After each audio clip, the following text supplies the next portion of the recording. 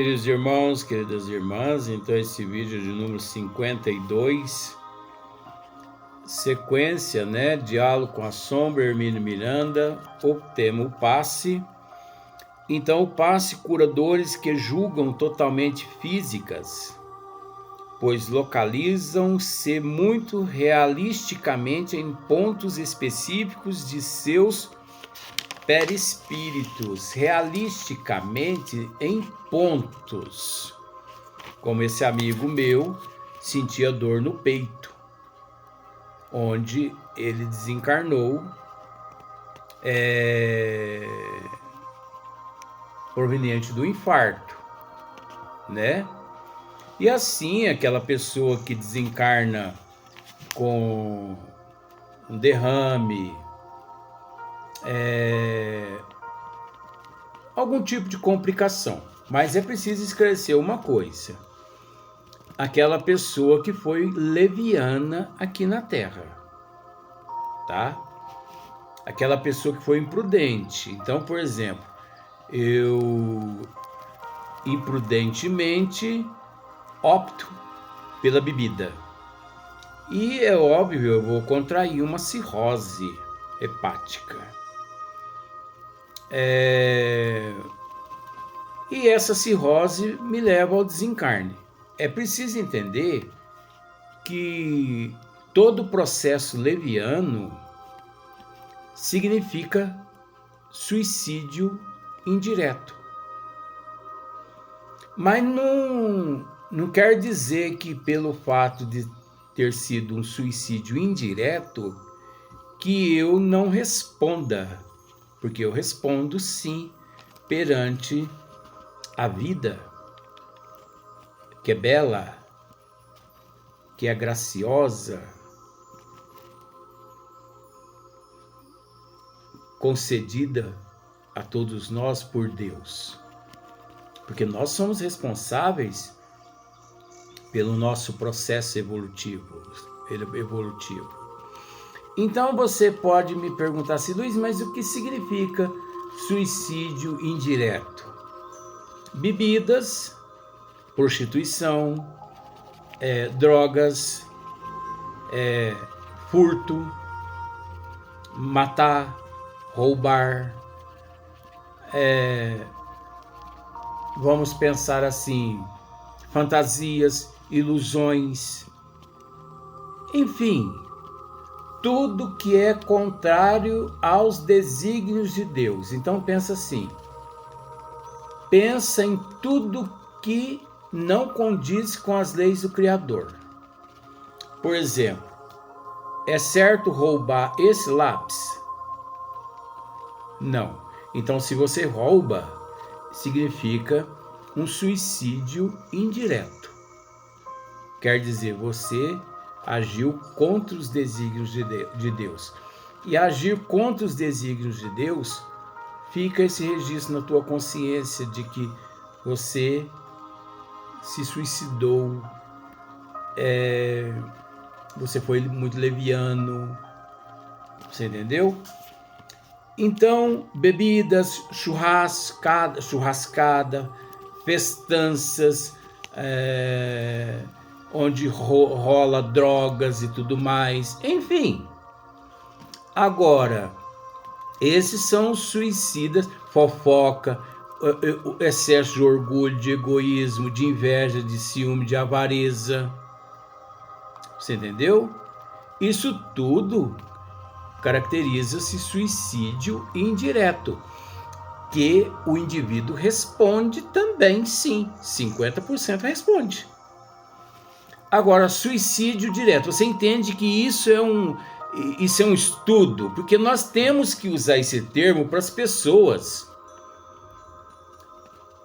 aprender a separar uma coisa da outra, porque fofoca é suicídio. Você não só desgraça com a tua vida, como você desgraça com a vida da humanidade através da fofoca, meu bem. E fofoca é contrário. É cobiçar, desejar a mulher do próximo, o esposo da próxima, vamos pensar assim. cobiçar o carro, a casa, cobiçar a vida dos outros, desejar as coisas dos outros, isso tudo é suicídio indireto, mas você responde. E o suicídio direto? Eu quero pedir, por gentileza, às pessoas que raciocinem, porque usando esses termos aqui, as pessoas podem pensar que eu estou fazendo apologia ao suicídio. Não, eu sou contra isso. Não cometa esse ato. Então, se você estiver fazendo fofoca, bebendo, prostituindo e tudo quanto é coisa, tudo que é contrário aos desígnios de Deus, pense corretamente, porque você está praticando um suicídio, você está se matando. Inconscientemente, mas você está se matando. E não é porque é inconscientemente que você não responde, porque você responde. Porque nós não temos o direito de praticar o mal sem antes procurar saber se é correto ou se não é correto. Então, suicídio indireto. Agora, o que é o suicídio direto? Suicídio direto é aquele que sobe num penhasco e pula. Sobe num prédio e pula. Usa outros métodos que você sabe que levam ao suicídio diretamente. Pai, pronto. Mas existe milhões de suicídios indiretos que fica registrado no perispírito. Então, é preciso dizer, muitas pessoas às vezes pensam assim, nossa, mas aquele acidente foi um acidente coletivo, né? Sim. Vamos pensar assim, ó. Um ônibus com 50 passageiros pega fogo e os 50 passageiros morrem. Aí corre o boato. Desencarne coletivo. Beleza? Resgate coletivo. Nem sempre. Vamos analisar? Faz parte do tema aqui. Faz parte. Desencarne coletivo é uma coisa. Resgate coletivo é outra coisa. Vamos procurar entender? Desencarne coletivo significa que naquele desencarne desencarnou 50 pessoas. Então 50 é um coletivo.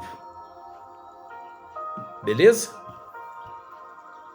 Mas resgate coletivo, isso é relativo.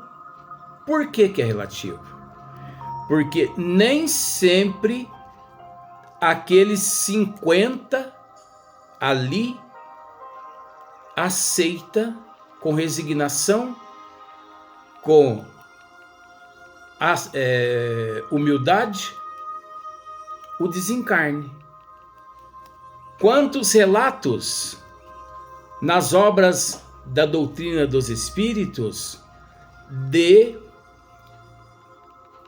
tem um acidente, eu não vou descrever qual o acidente, na aviação aqui no Brasil. Desencarnou mais de 100 pessoas. Não. Chegou próximo, 99 pessoas desencarnou num acidente aqui no Brasil. Eu me lembro, sei de tudo, só que eu não vou dizer nome para poder por respeito. Então foi um acidente coletivo, não foi? Coletivo, porque é mais de um. Então foi 99 pessoas que desencarnaram. Tá. As equipes espirituais chegaram até o local do acidente. Pois bem, chegaram ali. Só que os mentores espirituais viram, dentre aqueles 99, os que podiam ser resgatados e levados para as colônias espirituais. Primeiro. Então, pensando assim, uns 50% dos 99 desencarnados foram resgatado pelos mentores espirituais ali naquele momento. Desculpa. os mentores espirituais sedaram aqueles 50% de espíritos, sedaram eles com medicamentos, ampolas, injetaram mesmo medicamento neles, e outros aplicaram passes e tudo mais. E conduziram eles até os departamentos espirituais. E os outros 50%? Deixaram eles conscientes e conduziram eles até um pronto-socorro, onde nesse pronto-socorro eles iriam permanecer num estado de quarentena conscientes. Conscientes da dor, consciente do acidente, do impacto e tudo mais. Luiz, mas isso não é falta de caridade? Não. Aqueles 50% que não foram conduzidos pelos mentores até as colônias espirituais eram aqueles seres aqui no corpo físico que viviam totalmente desregradamente, no desregramento,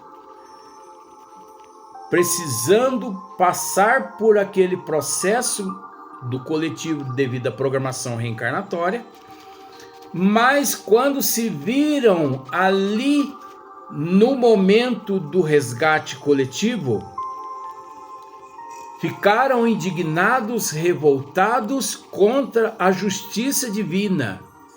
E em vez de agradecer a Deus e a Jesus por aquele fato, por aquela bênção divina, o que aconteceu? Eles passaram a maldizer a justiça divina, a programação divina. Então eles baixaram o padrão vibratório deles, e por esse motivo eles em partes perderam. Não vou dizer que perderam o merecimento, não, mas eles perderam a oportunidade de serem resgatados imediatamente, conforme aqueles 50% foram resgatados instantaneamente. Mas o mais interessante que esses 50% restante que lá permaneceram, uns 10% permaneceu junto aos destroços do avião em chama, em carbonização, que eram aqueles seres que realmente, quando se conscientizaram-se dos fatos, se transformaram em demônios mitológicos contra a justiça divina, não aceitando o desencarne. Eu, jovem, eu, rico, eu deixei minha esposa, eu deixei o meu marido para outra mulher, para outro homem, deixei minha riqueza, deixei minha fortuna. Você entendeu? Eles ficaram assim tão atazanados, tão perdidos na avareza, que naquele momento eles não puderam nem ser resgatados para ser levados para um pronto-socorro. Tiveram que permanecer presos. Veja bem, não foram os mentores que manteram eles presos naquele destroço do avião. Aqui no Brasil, gente. Eu só não posso dizer, por uma questão de ética. Então, o que aconteceu? Eles mesmos se prenderam aos destroços do avião. E ali, conforme o avião ia sendo carbonizado, eles também presenciaram a carbonização dos corpos físicos deles 100%. E é preciso dizer que quando o espírito presencia a carbonização do teu corpo físico, que foi físico, ele também sente como se ele estivesse dentro de um forno crematório. Ele sente toda a dor oriunda do corpo físico no teu perispírito. E depois aquela dor é tão intensa, mas tão intensa, eu posso dizer isso porque eu já vivi em existências passadas algo semelhante, só não posso dizer porque vó não permite. A dor chega num estágio tão elevada, mas tão dolorida, que o espírito desmaia pelo fato da imortalidade da alma. Ele desmaia e quando ele acorda em determinados lugares, ainda se foi materialista, preso àquelas residências, preso a bens materiais. Eu já tive oportunidade de presenciar. Uma vez eu fui em uma fazenda, e nesta fazenda, 30 anos antes, uma senhora descobriu que tinha sido traída pelo teu esposo. O que ela fez? Em vez dela conversar com o esposo e pôr fim no casamento, e cada um ir viver a tua vida, mas a gente respeita, tá bom? Eu só estou contando a história. Não, sabe o que ela fez? Ela untou o corpo dela todinho com óleo, gasolina e tudo mais e tal, e botou fogo no corpo. Morreu carbonizada. Não deu tempo dela ser levada ao hospital daquela cidade. É uma cidade próxima a São Sebastião do Paraíso, só que não vou dizer o nome também. Questão de ética. Porque essa história na época ficou muito conhecida. Então, o que aconteceu? Ela ficou, depois que ela foi carbonizada, ela permaneceu dentro daquela fazenda, daquela residência, presenciando a carbonização 24 horas.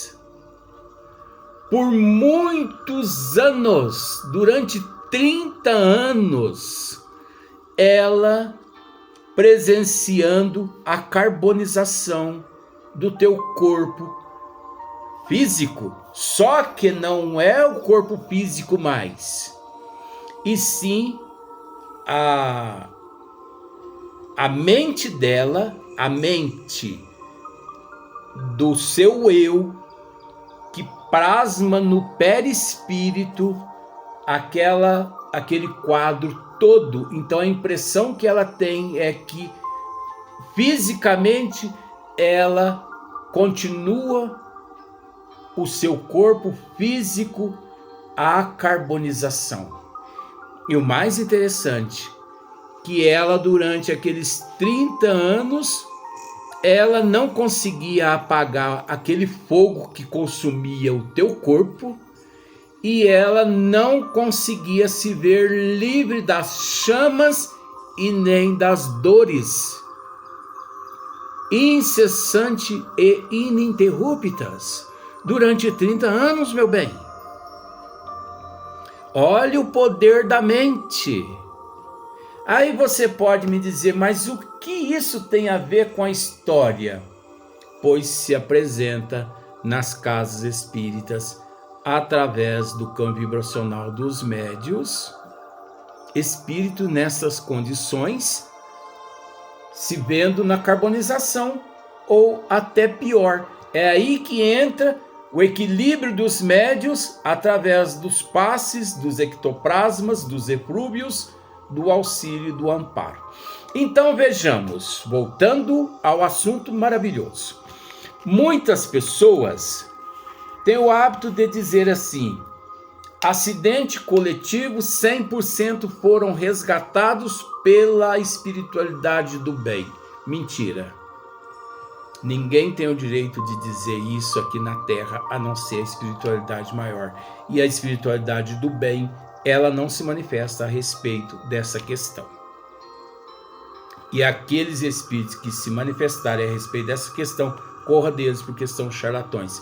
Porque os bons espíritos, eles não interferem no livre-arbítrio e na programação reencarnatória daqueles indivíduos ali, para poder não impressionar a família.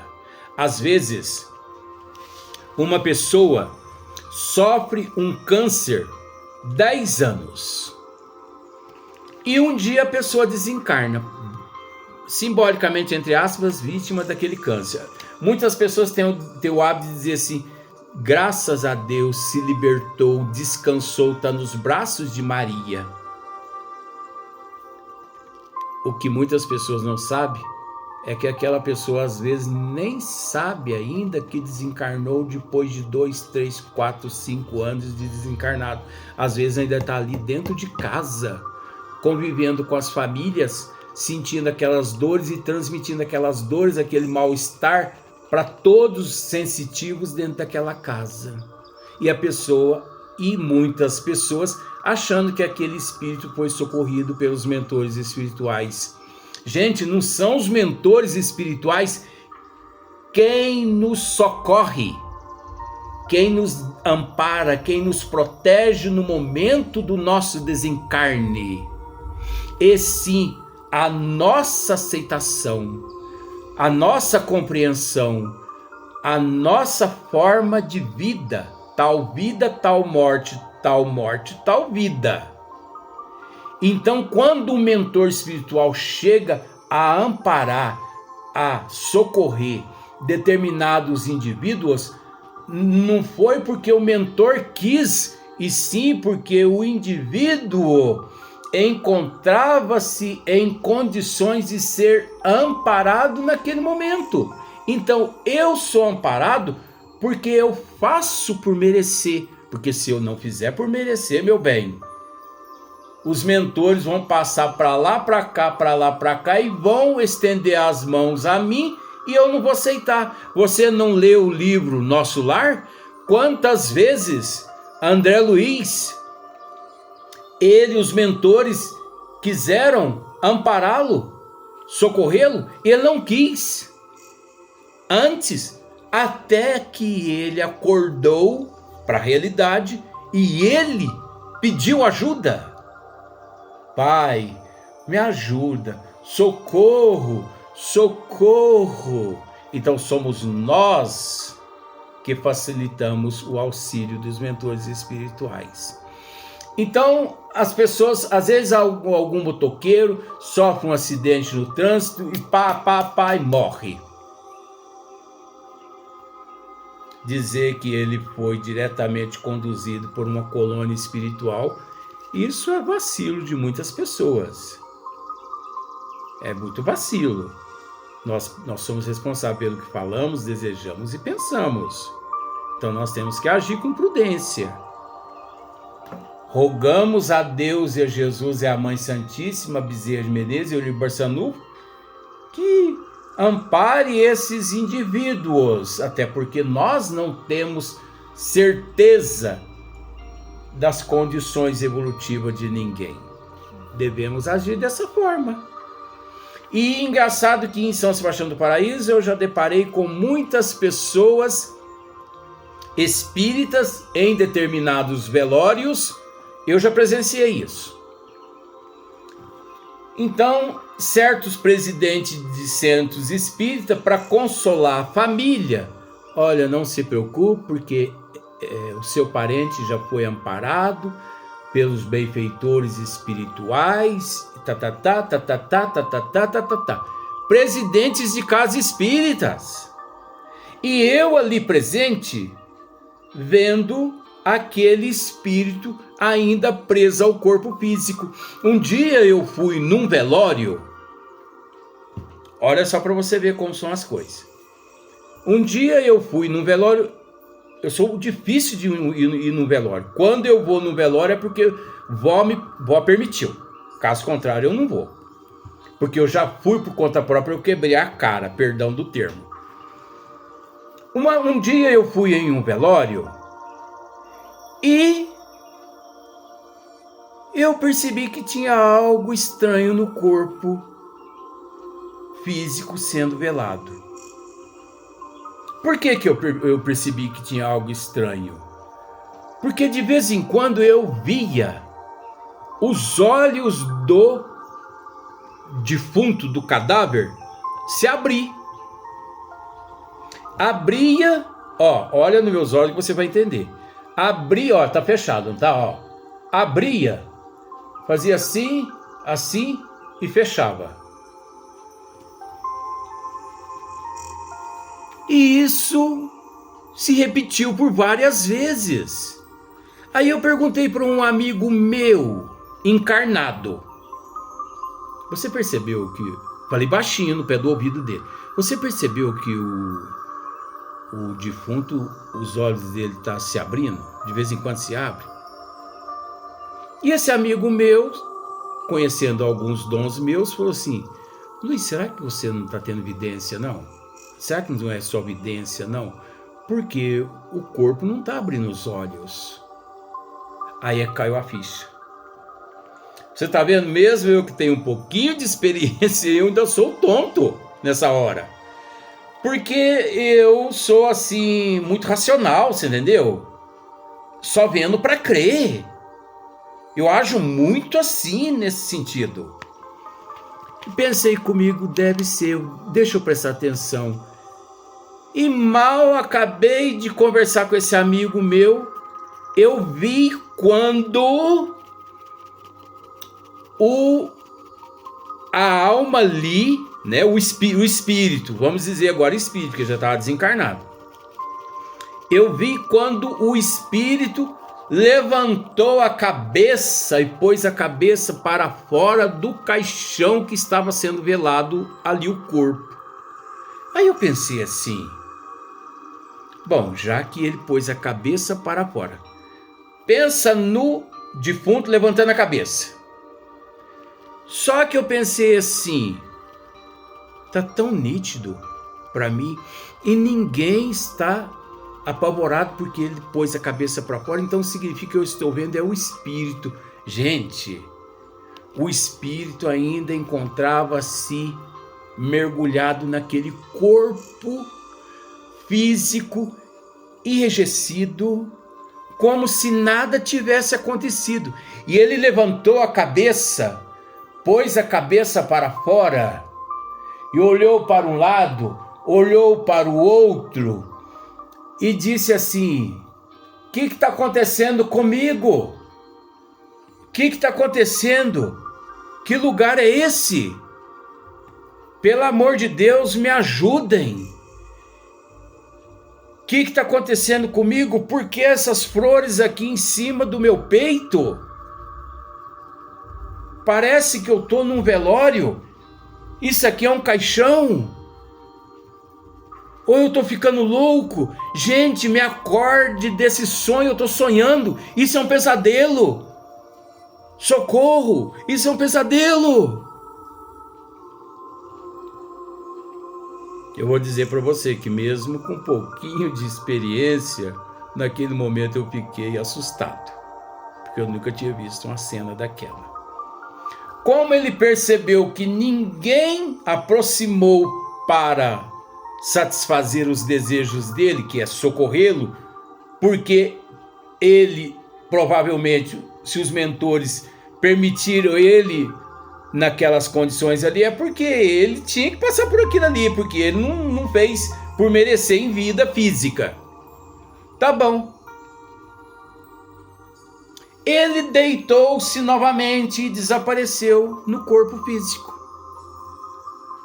Resumindo, na hora do velório, o caixão foi tapado, seguiu-se o enterro e ele foi sepultado juntamente com seu corpo físico. Agora eu não sei quantos anos ele permaneceu ali preso no corpo físico. Aqui em São Sebastião do Paraíso eu conheço vários túmulos, várias pessoas, que eu não posso dizer nome também por uma questão de ética, que estão lá no cemitério aqui de São Sebastião do Paraíso, presos juntamente com o seu corpo físico em decomposição, e 2, 3, 4, 5, 10 anos faz que está lá preso lá. E muitas pessoas achando que essa pessoa desencarnou pelo fato de ter vivido tudo que viveu aqui na Terra, o sofrimento. Hoje está nos braços de Maria ou de Jesus, ou que se encontra em algumas casas espíritas. Luiz, mas e essas pessoas quando se manifestam em casas espíritas? Você tem conhecimento de alguma pessoa dessa que já se manifestou em algumas casas espíritas? Sim, já tive conhecimento. Um dia uma mãe chegou e me disse: ai, Luiz, eu quero te mostrar uma mensagem que eu recebi numa casa espírita aqui em Paraíso, do meu filho. Eu falei, pois não, deixa eu dar uma olhada. Quando eu terminei de ler, a vontade que eu tive no momento é de pedir para ela rasgar a mensagem e jogar fora, porque era uma mensagem apócrifa. Não era do filho dela, e sim de algum espírito charlatão mistificador que passou-se pelo filho dela, porque isso acontece demais aqui no Brasil e no mundo, e com relação a essas questões. Aí você pode me dizer assim, mas se você não a orientou, você permitiu que ela continuasse sendo enganada. Não, vou te explicar uma outra questão para encerrar o vídeo. Um dia Chico Xavier foi visto mentindo para uma pessoa. Essa pessoa que viu chegou e disse: Chico, mas você mentiu para aquela pessoa?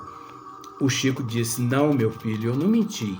Eu apenas adiei a verdade, porque a pessoa não está preparada para ouvir a verdade nesse instante.